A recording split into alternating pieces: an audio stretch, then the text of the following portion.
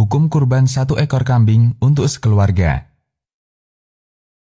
Seekor kambing cukup untuk kurban 1 keluarga, pahalanya mencakup seluruh anggota keluarga meskipun jumlahnya banyak, baik yang masih hidup maupun yang sudah meninggal.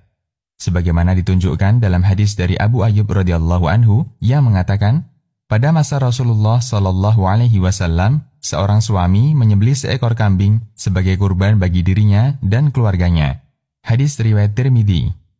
Oleh karena itu, tidak selayaknya seseorang mengkhususkan kurban untuk salah satu anggota keluarganya tertentu. Misalnya, kurban tahun ini untuk bapaknya, tahun depan untuk ibunya, tahun berikutnya untuk anak pertama, dan seterusnya. Sesungguhnya, karunia dan kemurahan Allah sangat luas, maka tidak perlu dibatasi. Bahkan Nabi Shallallahu alaihi wasallam berkurban untuk dirinya dan seluruh umatnya. Suatu ketika Rasulullah hendak menyembelih kambing kurban. Sebelum menyembelih, Rasulullah mengatakan, "Ya Allah, ini kurban dariku dan dari umatku yang tidak berkurban."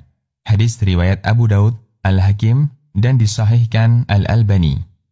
Berdasarkan hadis ini, Syekh Ali bin Hasan Al-Halabi mengatakan, kaum muslimin yang tidak mampu berkurban mendapatkan pahala sebagaimana orang berkurban dari umat Nabi Shallallahu alaihi wasallam. Ahkamul Aidain.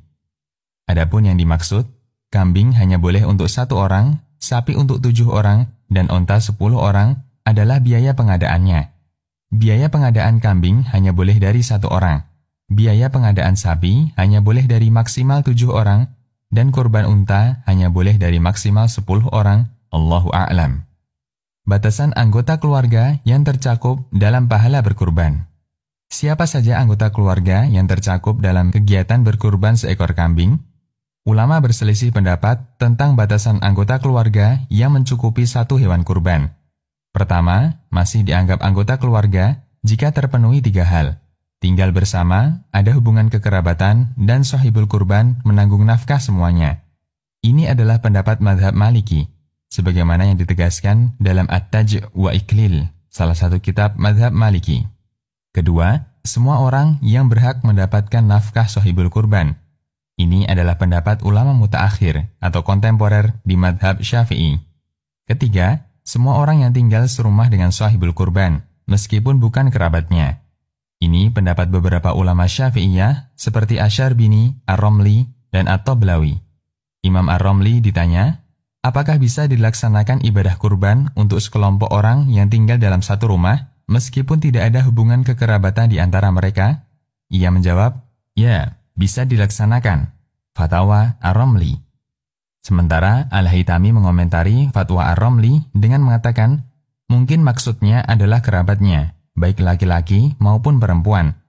Bisa juga yang dimaksud dengan Ahlul Bait atau keluarga di sini adalah semua orang yang mendapatkan nafkah dari 1 orang, meskipun ada orang yang aslinya tidak wajib dinafkahi. Sementara perkataan sahabat Abu Ayyub, seorang suami menyembelih seekor kambing sebagai kurban bagi dirinya dan keluarganya, memungkinkan untuk dipahami dengan 2 makna tersebut. Bisa juga dipahami sebagaimana zahir hadis, yaitu setiap orang yang tinggal dalam satu rumah, interaksi mereka jadi satu, meskipun tidak ada hubungan kekerabatan. Ini merupakan pendapat sebagian ulama, akan tetapi terlalu jauh dari kebenaran. Tuhfatul Muhtaj. Kesimpulannya, sebatas tinggal dalam satu rumah, tidak bisa dikatakan sebagai ahli bait atau keluarga. Batasan yang mungkin lebih tepat adalah batasan yang diberikan ulama madhab Maliki. Sekelompok orang bisa tercakup ahlul bait atau keluarga kurban jika terpenuhi 3 syarat. Tinggal bersama, ada hubungan kekerabatan, dan tanggungan nafkah mereka sama dari kepala keluarga. Demikian, Allahu a'lam.